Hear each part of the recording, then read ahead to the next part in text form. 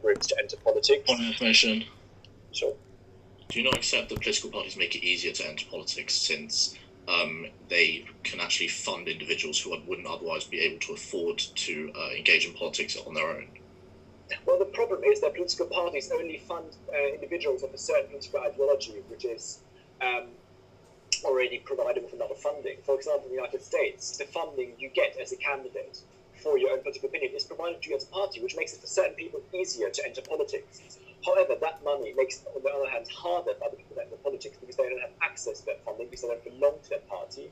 And further, that money mostly comes from lobbying organizations. It's not democratic at all.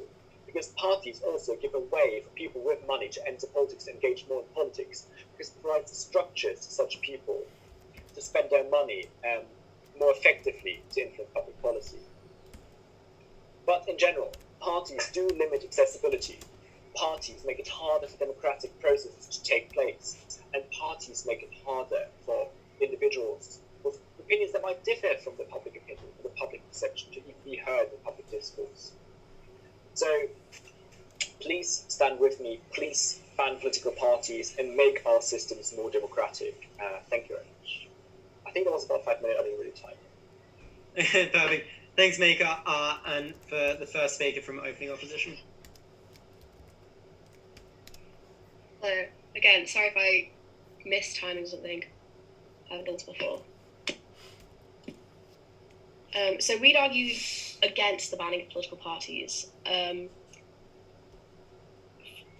My colleague Henry's going to go into the practical implications for our democracy of what it would mean to ban these parties. But what I want to focus is more the moral and identitarian argument of why political parties are not only something that helps the functioning of our democracy, but also somebody's right.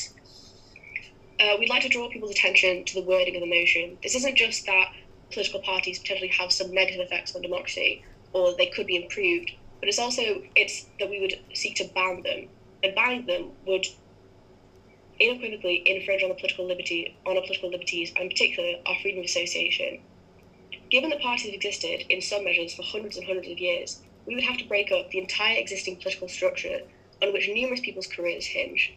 Groups to which paid employees and activists have dedicated themselves, often for their entire lives. Banning them would also mean restructuring so many of our laws that surround our current elections and electoral systems. The existing competition structure of democracy is based on party, and it's our argument that overall it makes the quality and competency of democracy better rather than worse.